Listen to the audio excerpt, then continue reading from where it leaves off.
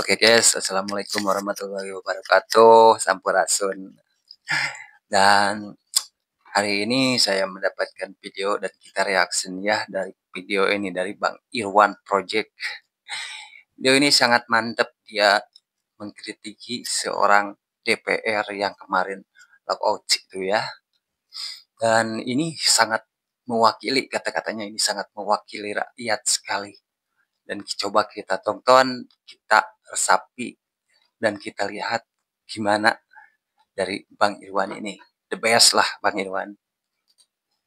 Apa Pak, mau dilengsarkan ya Gubernur Jawa Barat karena melanggar undang-undang dan kebijakannya, dan juga melanggar APBD dan APBN. Pertanyaan saya, apakah yang korupsi tidak melanggar APBD dan APBN, Pak?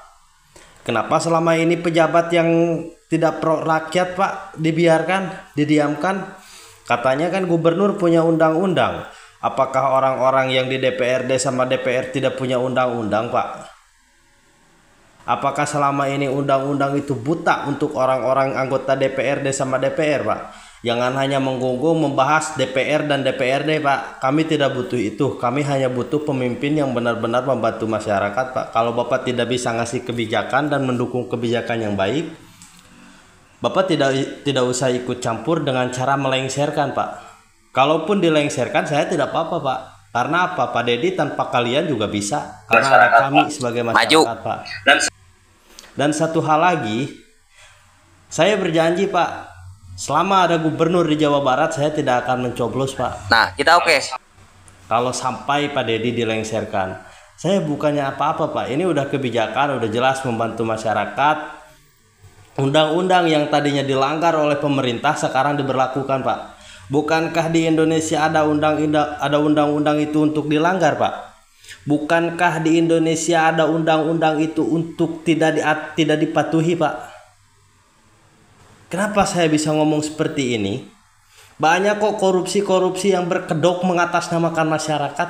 Banyak kok koruptor-koruptor yang mengatasnamakan masyarakat, Pak. Jelaskan.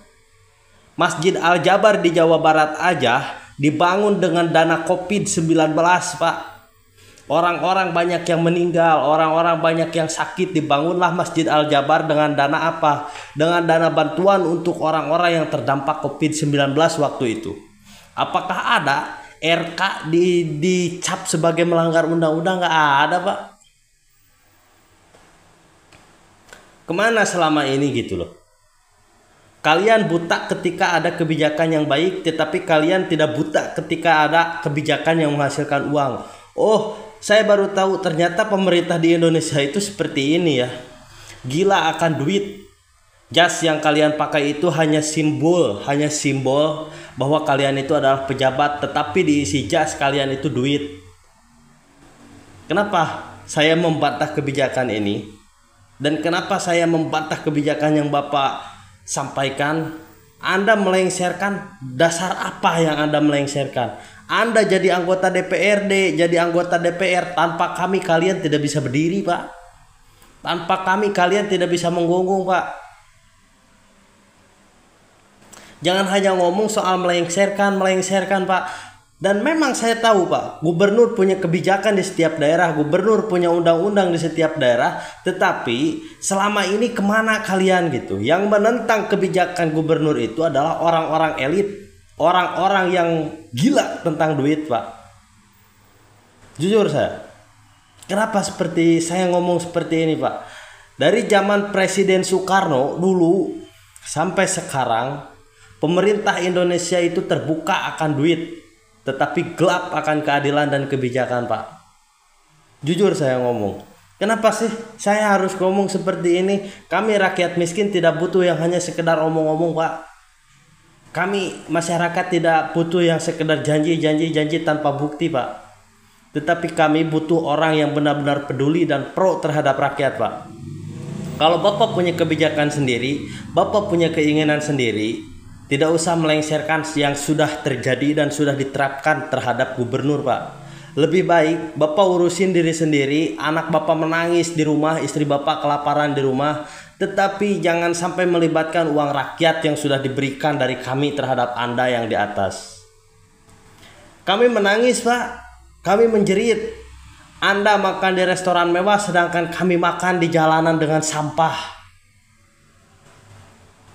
Sebenarnya apa sih yang diinginkan oleh Anda yang di atas seperti anggota DPR, anggota DPRD? Apa yang sebenarnya Anda inginkan? Jika hanya keadilan sosial bagi seluruh rakyat Indonesia itu hanya omong kosong, Pak. Itu hanya sebuah tulisan di selembar kertas, tetapi kami tidak pernah merasakan keadilan itu. Keadilan sosial bagi seluruh rakyat Indonesia bohong. Saya perjelas sekali lagi, itu bohong. Itu hanya sebuah tulisan yang tertera di sebuah kertas, tetapi kami tidak pernah merasakan yang namanya keadilan bagi seluruh rakyat Indonesia. Kenapa? Yang kenyang makin kenyang, yang kaya makin kaya, tetapi buat kami yang kaya, kami makin jelata. Yang kenyang kami makin lapar. Dan sekarang ada kebijakan dan pemerintah yang pro dengan rakyat, Anda tentang. Apakah selama ini merugikan? Oh, saya lupa. Benar merugikan. Merugikan buat Anda-Anda yang suka korupsi. Dan tolong untuk para koruptor, kalian boleh gelap dengan keadilan. Kalian boleh tertutup dengan kami. Tetapi ingat, Allah itu maha melihat apa yang kalian lakukan. Kami nanti akan melihat ketika kami bertemu di alam mahsyar untuk Anda semua. Dan tolong jangan jadikan ajang politik terhadap kami, Pak. Dan kalian harus bisa berpikir, tanpa kami kalian itu hanya sampah. Katanya DPR, katanya DPRD, Dewan Perwakilan Rakyat, Dewan Perwakilan Rakyat Daerah. Apa yang sudah Anda wakilkan terhadap kami? Jika hanya menjadi anarkis di daerah Jawa Barat, kami siap untuk bertarung, Pak. Kalau hanya Jawa Barat itu untuk dijadikan ajang politik dan dijadikan ajang perbincangan, apa yang sudah Anda buktikan terhadap Jawa Barat? Gak ada. Kenapa Anda mau melengsarkan Pak Deddy Mulyadi? Karena Anda punya Wonosurono. Apakah yakin bisa membantu Jawa Barat? Saya tunggu Anda. Kalau memang mau dilengsarkan berdirinya Wonosurono, apa yang akan Anda buktikan untuk Jawa Barat? Terima kasih, Pak.